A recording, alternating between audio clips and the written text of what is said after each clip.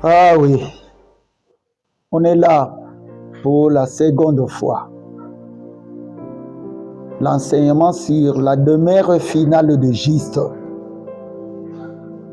que nous avons commencé il y a de cela plusieurs mois passés suite à nos programmes de notre chaîne. Nous n'avons pas pu le privilège de vite venir et puis enchaîner. Mais c'est aujourd'hui que le temps nous est donné pour qu'on soit là. Nous voulions parler sur la demeure finale de Juste que nous avons commencé depuis très longtemps. Et nous avons essayé de parler sur les comportements de ceux-là qui attendent la venue de Christ parce que c'était une promesse que le Seigneur nous a donnée. Mais la deuxième partie, nous venons avec le grand thème, la demeure finale de Juste, tout en donnant une autre sous-thème en cela que nous avons pu intituler « Pour y arriver, on nous demande de lui être attaché. » Pour y arriver, on nous demande de lui être attaché. Je réponds, pour y arriver, on demande de lui être attaché. Ça, c'est le sous-thème que nous amenons dans notre semaine ou encore enseignement. Et le grand thème, c'était la demeure finale de Juste. Et aujourd'hui, nous venons avec un nouvel aspect. Pour y arriver, on nous demande de lui être agréable. Et le passage qui nous a aidés à tirer ce thème, nous sommes dans l'épître de Jean, chapitre 2, les versets 3 à 6. Et le passage mère, là où nous avons tiré notre thème de l'enseignement, c'était dans 1 Jean chapitre 2, le verset 28. Pardon, 1 Jean chapitre 2, les versets 3 à 6. Alors, lisons d'abord la parole de Dieu et puis entrons dans le vif de notre enseignement. La parole de Dieu est ainsi libellée. Je venais de le dire, c'est en Jean chapitre 2, les versets 3 à 6. Déjà, vous êtes émondés à cause de la parole que je vous ai annoncée. Demeurez en moi, comme moi en vous.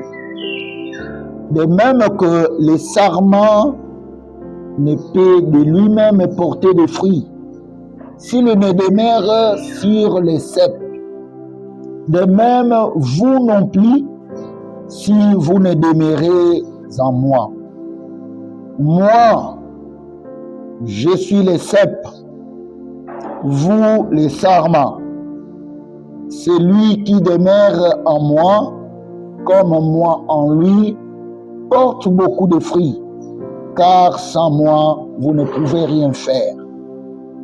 Si quelqu'un ne demeure pas en moi, il est jeté dehors comme le sarment, et il sèche. Puis l'on ramasse les sarments, on les jette au feu et ils brûlent. Parole du Seigneur. Bien-aimés dans le Seigneur, c'est un texte connu de tous. C'est un texte qui est prêché dans nos églises. Mais c'est un texte qui nous a aidé à tirer notre sous-thème dont nous venons de citer là-dessus. Les cèpes, c'est lui-même Christ. Tandis que les sarments, c'est nous les croyants. Nous qui acceptons Jésus.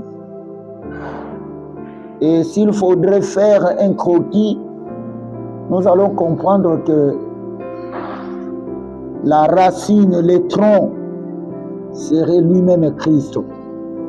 Et nous serons des sarments, des branches. Et dans notre premier verset, nous venons de suivre que on parle d'un vocabulaire ou d'un mot émondé qui n'est rien d'autre que c'est une façon de faire un mélange ou d'associer des arbres. Prenons un exemple d'un manguier et on veut que dans ce manguier qu'il y ait encore un avocatier. Et on va émonder le manguier pour finalement qu'on ait une branche de l'avocatier. Dans d'autres termes, nous pouvons l'expliquer bibliquement. Nous sommes dans Christ. Et Christ, c'est celui de cep. Et nous sommes ces enfants qui sont immondés par le canal de la parole de Dieu. C'est cette parole qui fait en sorte que nous soyons immondés dans Christ. Comme nous venons de le dire, que c'est un enseignement qui va continuer, ça c'est notre deuxième partie. Mais nous voudrions un peu donner un aspect ou encore quelques points que nous allons, qui va nous aider à partager ensemble avec vous. La demeure finale de Christ nous présente quelques conditions, nous présente quelques principes.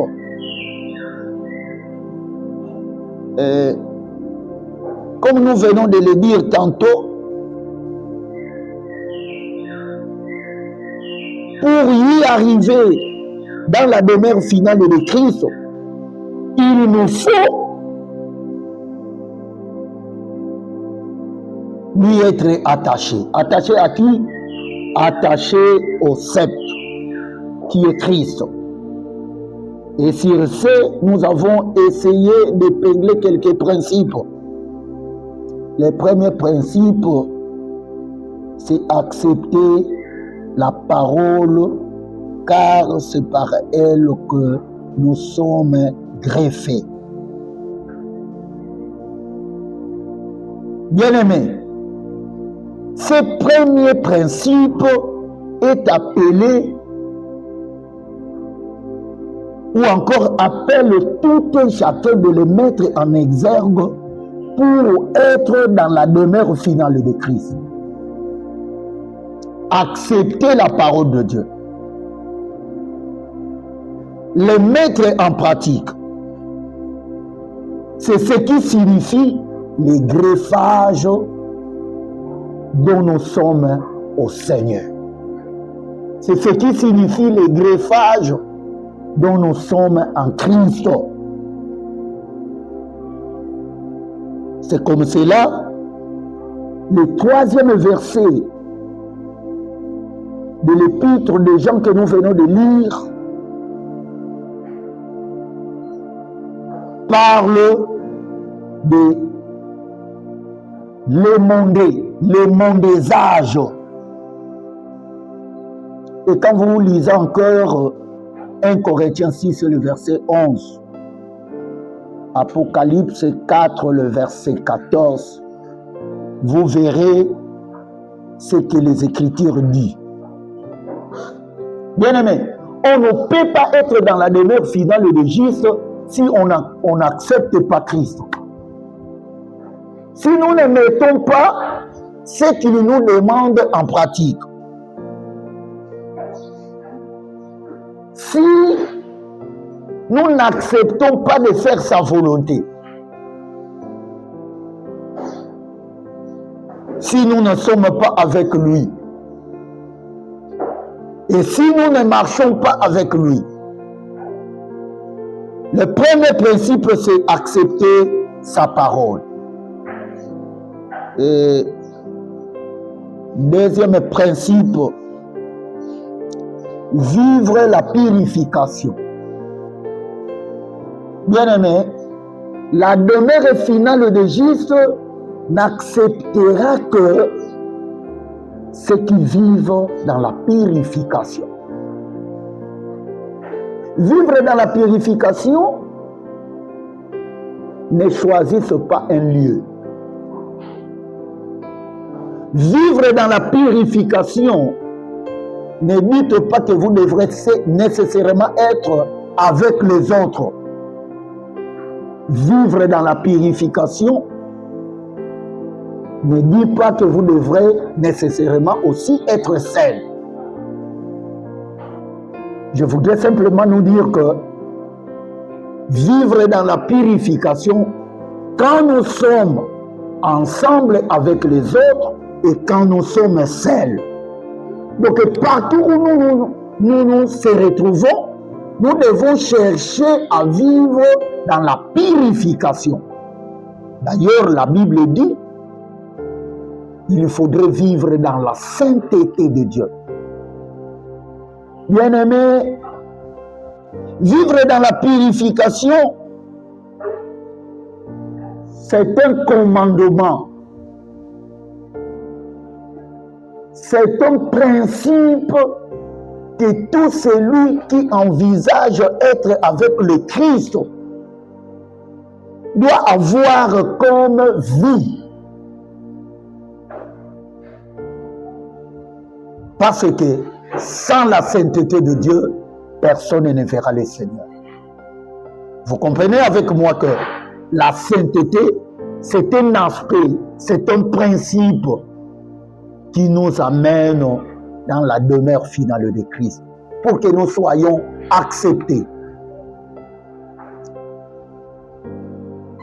Sachons-le bien que dans la demeure finale de Dieu, nous n'entrerons pas de notre force, nous n'entrerons pas de notre propre gré, mais on va nous permettre, nous aurons une permission. C'est ce qui ferait l'accès de notre vie dans la demeure finale de Christ. Or, la demeure finale de Christ, nous les avons déjà dit, c'est un lieu où le Seigneur est allé nous préparer. C'est là où il nous attend. C'est là où nous devrons être avec lui. Et qui seront avec lui, ce n'est pas seulement ceux-là qui sont chrétiens de l'Église, mais tout celui qui fait la volonté de celui qui nous a sauvés. Troisième principe, bien-aimé, c'est demeurer en Christ. C'est un principe. Je voudrais nous dire que la purification ne peut pas être une réalité si nous ne demeurons pas en Christ. Cela ne pouvait être une réalité que lorsque nous sommes en Christ.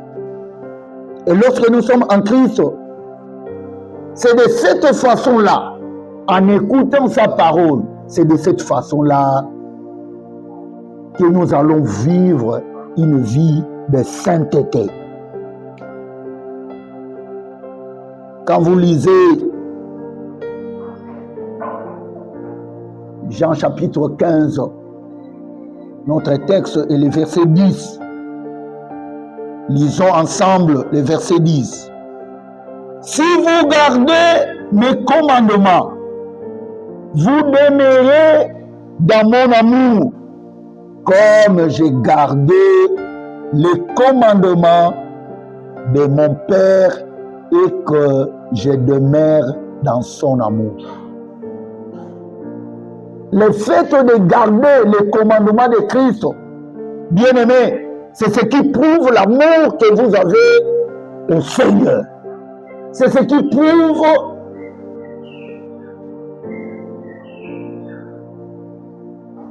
votre pensée intérieure. l'intérêt que vous avez au Seigneur. Parce que vous voulez être en contact avec lui. Vous voulez marcher avec lui. Vous voulez être à la demeure finale de Jésus, là où le Seigneur nous attend. Et vous devrez nécessairement aimer le Seigneur. Il y a beaucoup de passages qui nous aident pour comprendre les vocabulaires dont nous avons énuméré ici, demeurer en Christ. Dans 1 Jean chapitre 2, le verset 6. Dans 1 Jean chapitre 2, le verset 28. 1 Jean chapitre 3, le verset 6 aussi. Et 2 Jean chapitre 9. 2 Jean 9. Dans tous ces versets, le Seigneur insiste à ceux-là qui sont des sarments attachés au Christ, doivent demeurer avec le Seigneur. Ils doivent demeurer avec le Christ pour qu'ils aient accès à la demeure finale de Christ. Bien-aimés, enseigner c'est bien. Entrer dans l'église c'est bien. Être protocole c'est bien. Être pasteur c'est bien. Être apôtre c'est bien. Être intercesseur c'est bien. Être dans la grande communauté c'est bien bon. Mais est-ce que vous demeurez à Christ? Est-ce que vous faites sa volonté? Est-ce que vous vivez la sainteté de Dieu? Est-ce que vous marchez avec lui? Est-ce que vous acceptez sa parole et vous le mettiez en pratique? Ce sont des questions que nous devons nous poser. Bien-aimés, dans cette marche que nous avons, nous sommes appelés et nous devons connaître qu'il y a un jour, le Seigneur nous attend. Mais est-ce que vous auriez l'accès? Est-ce que nous aurions l'accès d'être avec le Seigneur? C'est ce qui va prouver notre attachement au Seigneur. Sinon, avant d'y arriver, nous serons coupés. Et finalement, renvoyés au fait. Dans la demeure finale de Christ ou dans le principe de demeurer en Christ, nous allons préférer épingler quelques points. Pour demeurer en Christ, il faudrait être proche de lui, proche de Dieu. Donc on ne peut pas dire que nous sommes en Christ, mais nous sommes éloignés de lui. Amen. Donc pour que nous disions que nous sommes en Christ, nous sommes en Dieu, nous devons être proches de lui. Être proche du Seigneur ou être proche de Dieu, c'est aussi accepter sa parole. C'est aussi mettre en pratique ses commandements. C'est aussi faire sa volonté. Deuxième élément, dans le principe de demeurer en Christ, il faudrait que tu puisses comprendre, en étant en Christ, comme vous portez ce corps pécheresse, vous pouvez aussi être faible. Comme vous pouvez être faible, donc la faiblesse humaine, vous ne pouvez les supporter que lorsque vous êtes proche de Dieu, proche du Seigneur. Lorsque vous mettiez la parole de Dieu en exergue, en pratique, c'est à ce moment-là vous pouvez lutter à la faiblesse humaine. Je voudrais ouvrir une parenthèse à ceux-là ou encore à nous qui prêchons la parole de Dieu, à nous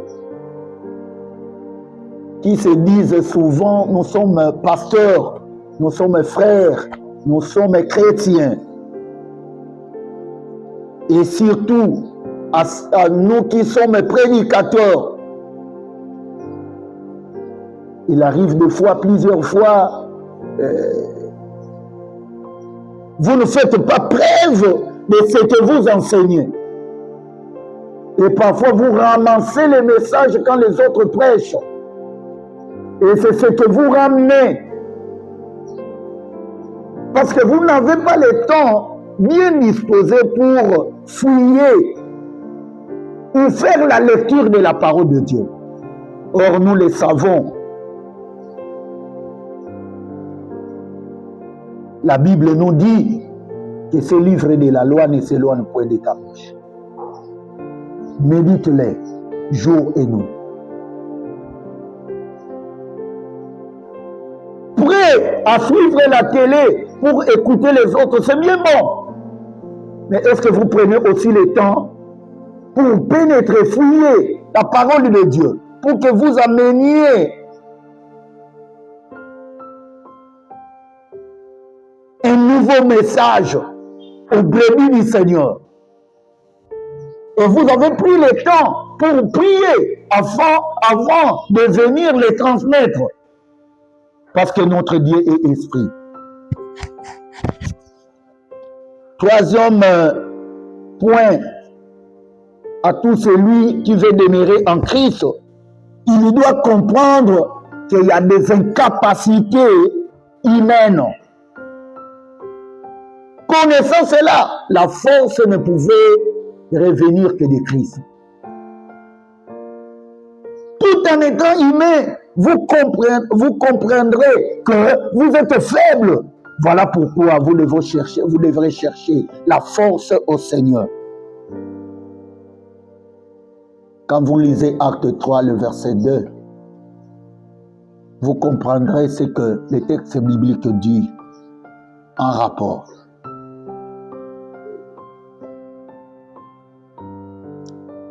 L'autre point,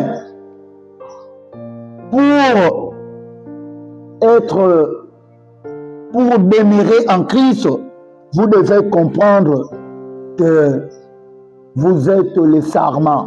Or, les sarments qui a la vie doit être attaché. C'est comme cela, je dirais, Christ inséparable. Christ inséparable. Jean 17, le verset 23. Bien-aimés, la demeure finale de Dieu n'apportera que les gens ou les sarments qui est attaché en lui. Chrétiens, chrétiennes, hommes de Dieu, fils de Dieu, soyons scellés, attachés au cep, attachés à Christ. Nous ne devons pas être séparés de Christ. Christ est inséparable à tous ceux qui ont choisi le ciel, leur demeure. Posez-vous la question, si c'est votre cas. Pour demeurer en Christ, bien-aimés, on doit produire les fruits. On doit produire les fruits. Romains 6, 22. On doit produire des fruits. Produire des fruits ici, je voudrais commencer à énumérer quelques aspects.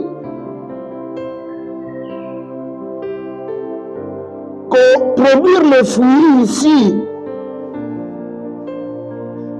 c'est une conduite. C'est aussi une conduite, voulais-je dire. C'est une conduite que les chrétiens aspirent à être avec le Christ dans sa demeure doivent vivre. ils doivent être en contact avec le Seigneur. Ils doivent être réceptifs, spirituels. Matthieu 13, le verset 23. Ils doivent faire mourir leur vie ancienne. Donc, mort de la vie ancienne. Jean 12, 24. Donc, celui qui veut être dans la demeure finale de Dieu bien-aimé, les choses anciennes doivent passer. Il doit oublier les choses anciennes. Il doit avoir une nouvelle vie.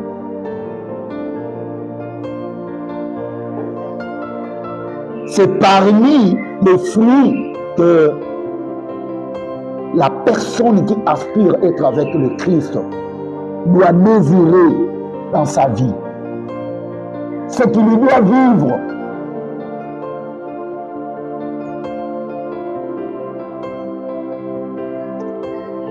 Et le quatrième principe,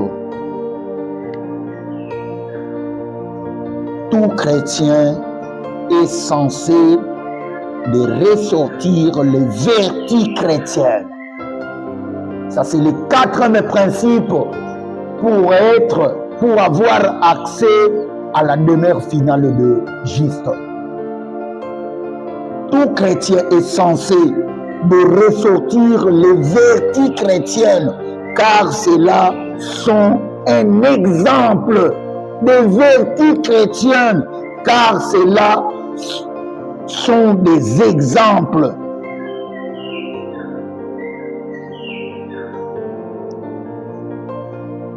Lisons ensemble Romains chapitre 5. S'il y a quelqu'un dans l'assemblée qui peut nous lire ça, ça fera du bien. Romains chapitre 5, les versets 3 et 4. Permettez, nous lisons cette parole parce que les Romains chapitre 5, le verset 3 et 4. Je lis au nom du Seigneur. Bien plus, nous nous glorifions même dans les tribulations, sachant que la tribulation produit la persévérance. Sachant que la tribulation produit la persévérance. La persévérance, une fidélité éprouvée, et la fidélité éprouvée, l'espérance. Les vertus sont des vertus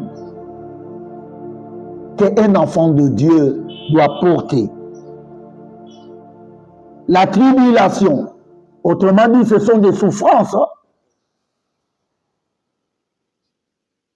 Mais les souffrances, il nous est demandé, nous qui désirons être dans la demeure finale de Dieu, il nous est demandé de persévérer.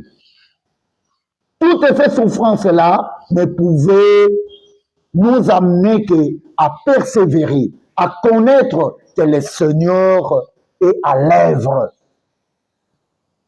Bien-aimés, il y a plusieurs textes qui nous aident, qui nous parlent de vertus.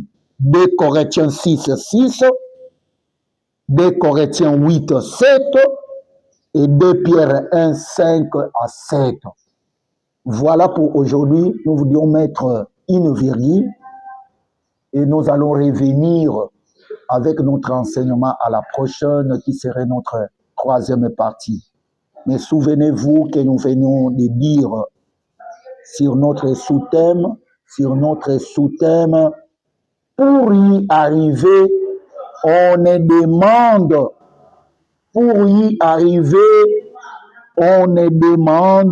de lui être attaché. Amen.